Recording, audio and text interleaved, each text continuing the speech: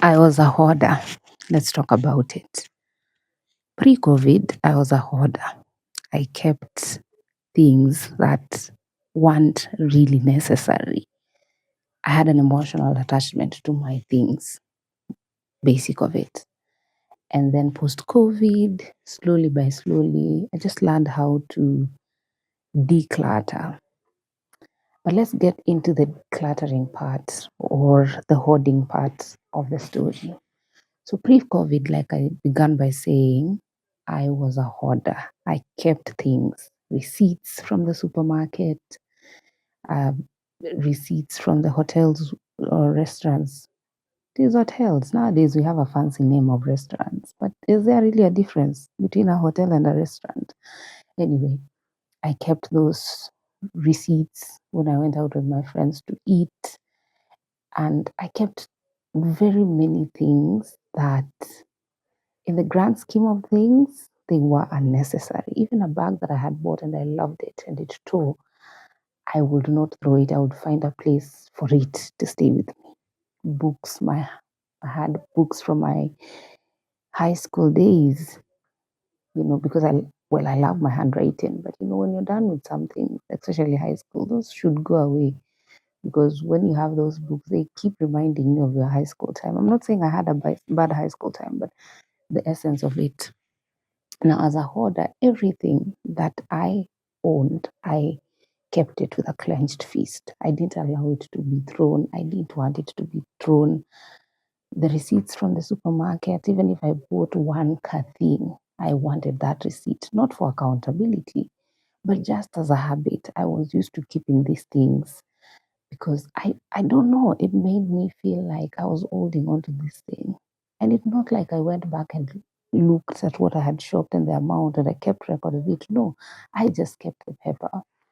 And so I kept a lot of things. Even when a friend of mine wrote in a piece of paper, or personally I wrote something on a piece of paper, even as silly as it was, I tore that paper or I kept that paper. That was my hoarding habit. But looking back, it wasn't one of my favorite traits because what hoarding does to you is it keeps you tied to a memory, it keeps you tied to a time. For example, when I went with my friends to restaurants, at the time I was in at the time, it kept me revisiting those. And it wasn't like I made sure to go to other restaurants in town to add on to that memory. No, I stayed with that. I was stuck in that moment. I was stuck with those receipts. And you'd ask me, when it's a bad thing, it's a bad thing because that receipt makes you tied to that place. It makes you tied to that memory. In that, when you want to go out and experience again, you still want to have the same exact feeling, if that makes sense. Now, post COVID, slowly by slowly, I began decluttering. And of course, when we talk about decluttering, it starts with the obvious, the clothes. I was a hoarder in in so much that I kept clothes that I had outgrown. You know, I kept bags, a bag that I had liked, but now it was torn, it was no longer useful. I kept it. But now come to my decluttering era, post COVID. I began letting go. It wasn't easy because, again, if you are a hoarder, you have an emotional attachment, or you think you have an emotional attachment to your things. And these things cost money. But why was I keeping receipts from the supermarket? Anyway, post COVID, I started decluttering. And it was hard in the beginning because why am I letting this trouser go? It doesn't go with the aesthetic that I'm looking for, but why am I letting it go? It costs money. And how am I going to get another one? All these calculations that do not make sense. So I start learning slowly to let go of a favorite t-shirt, a cloth that I had loved so much and I'm giving it away. It was my head was having so much push and pull because these are things that I loved and now I'm giving them away. But I start slowly by slowly. Of course, it starts with the obvious, like I've said, the clothes, they have to go. And then slowly you begin having other thoughts about the different areas of your life, not just your wardrobe. It could be, I kept pens that were not writing, but I'm emotionally attached to this pen. So I cannot let it go. So I started letting go of such things. And I started letting go of my receipts. Some receipts, by the time I was letting them go, had no print because they had stayed for so long. I don't know why I kept them, by the way, because I no longer go back and check the amount. I wasn't that into stocking and seeing my budget, whatever. But that's besides the point. I started letting go of those pens. I started letting go of those papers. And slowly by slowly, it became less painful. But what decluttering taught me, the entire process of it, is you create room for other things. A motto that I live with and I live by today is when I take out one thing, I make room for other things. And I no longer personally feel the need to have everything, a lot of things. In fact, I detest it. Not in a ew kind of way, but in a I know what I need and I know where to find my things and I know don't need to add to them until when necessary. Letting go for me was hard in the beginning, but I think having taught myself slowly by slowly, knowing this shoe that I'm holding on doesn't fit into the aesthetic that I want. Letting go, rather decluttering, has taught me that you leave or you let go one thing, you create room for another. I let go of a lot of shoes that I was emotionally attached to, those bags that I'm telling you, pens, books. I burned a lot of books because I was done. When you are a hoarder, you are stuck in time. You are stuck with memories, and it becomes difficult to create others. It becomes very difficult to move on. Truth, it makes you hold things and people with a clenched fist. I don't know if you can see how clenched this fist is. You can see the muscles pulling. That's how you move through life. If you're a hoarder, you expect the relationships that you have to be like this. But when you begin to slowly open the arm and to slowly let go, it opens your eyes in the sense that now you can move through life knowing these are people, these are the relationships I have. And whether they are lifelong or they're for a short time, then that's okay by me. But if you hold things like this, everything is personal to you. Everything becomes personal. And when you hold things like this, because it's very difficult for you to let go, then it makes you a very selfish person. You know what I mean? It might not come out in the way selfishness manifests. It comes out in the tiny habits, in the little things, in the all of these ways that they are not per se open. They're just subtle. They're just there. People are noticing them, but you're not noticing them. Now, by beginning to declutter and by beginning to just declutter stuff, I became lighter. Lighter in the sense of my brain stopped feeling as if it was carrying all of this information. It stopped feeling heavy. I stopped feeling heavy and I stopped taking things personal and holding things with a clenched fist. I allowed myself to let go and not think about it because there's letting go and then running it in your head countless times, looking, why did I put that there? Again, decluttering, it's money you're putting away. You know what I mean? It's not easy to let go things that you bought and at the time you wanted them. I realized I bought things sometimes for the sake of it. But what decluttering does, it gives you clarity because you're letting go this one thing. But what do I bring next? What will I add to make sure that this and this work out together and A and B work together for my good?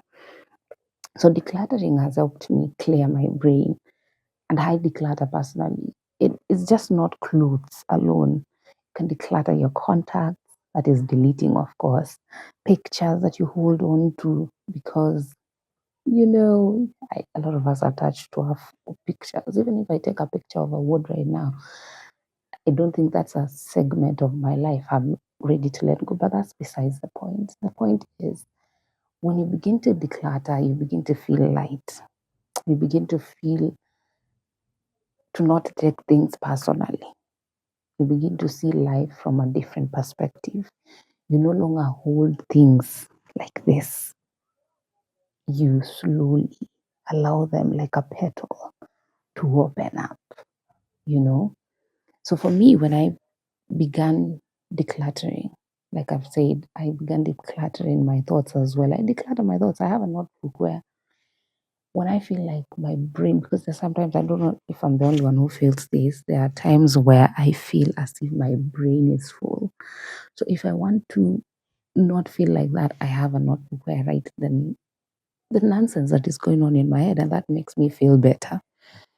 I began just having little stuff, not little per se, but stuff that I could manage. I no longer have to look at when I do this and this and that. I began to have things that I could manage. I know where A is. If it's a cloth, I know A will go with B. And that helped me know what it is I liked as an individual, what it is I liked in the sense of style. Do I like this? Do I like that? Because as a hoarder, you realize you have a lot of clothes, but you don't know how to wear them. And every time you wear something, you have to ask for permission. It bleeds. Hoarding bleeds in a lot of ways in your life. You might not notice, but other people will. And that's why probably you lost some relationships and things just didn't work out with the people that you thought or whatever. But that's a topic for another day. All I'm saying is learn to declutter. Your brain is full, your house is full, your bedroom is full of things that are not necessary. You think they are, but they are not. Learn it from a chronic hoarder. I have hoarded for a lot of years because if I say how many years, you'll begin, calculating. Ask me directly, I'll tell you. But that's all to say. Let go, declutter, and learn to let go because letting go brings room for other things. It brings room for other experiences. It brings room for other people. It brings room for other thoughts as well and development as an individual. Don't hold things with a clenched fist. Don't be a hoarder. Don't take things personally. And that will all come down to you learning to declutter your life like I did. I had to learn to let go. And that means I had to let go of. And decluttering is not just one thing, it's not your bedroom alone or your clothes. No, it's every aspect of your life. But if it will begin with you letting go of clothes, that's okay. I started like that. I had to let go of my clothes, and those clothes I knew, then I need to make room for others because this is the aesthetic I'm following. This is the style that I want. This is the fashion that I'm looking for. And then for my phone, what contacts have we stayed long without talking, or who are the people that I no longer want to talk to? And then every other aspect of your life, slowly by slowly, you begin letting go. Not in an ill intention, but with the intention of, okay, this has to be done and this works. You stop feeling heavy, you stop taking things personally. So, yeah, I had to learn to declutter to learn all of these lessons. You don't need all of those things that you think you need. You get it? You you need even fewer things, you know. But begin by letting go first of all. Begin by creating space and room for those new things to find you. So when you declutter, you let new things come to you, and then you stop taking things personally, and then you know yourself. You begin to know and learn yourself a lot more, a lot better, realizing yourself. Because again, if you're a hoarder, more or less likely you are always the victim in situations. But ask me about that later. Today we're just talking about decluttering. Let go of stuff. Learn to let go. It's not easy, I'll say that. It took me a couple years to master the art of letting go and decluttering, but I'm now a professional. Every time I feel, and it starts in my bedroom, and then it trickles down to other aspects and areas of my life, which is amazing because and decluttering is like a check-in with yourself. It's like a measure of where are we, where do we need to be, where do we need to go, who do we have to let go, and the time is now. So if you have not decluttered, please do that. It's probably why you're feeling anxious and heavy and you have this all of these thoughts because you have a lot of stuff that you don't necessarily need. That cutoff that you love so much, but now umeshona imechoka kushonwa. Please let it go. It needs to go. Please let it go. So let things go. And then all these other lessons that I've talked about will come to you. I will see you on the next one. Until then, learn to declutter and learn to let go. Bye.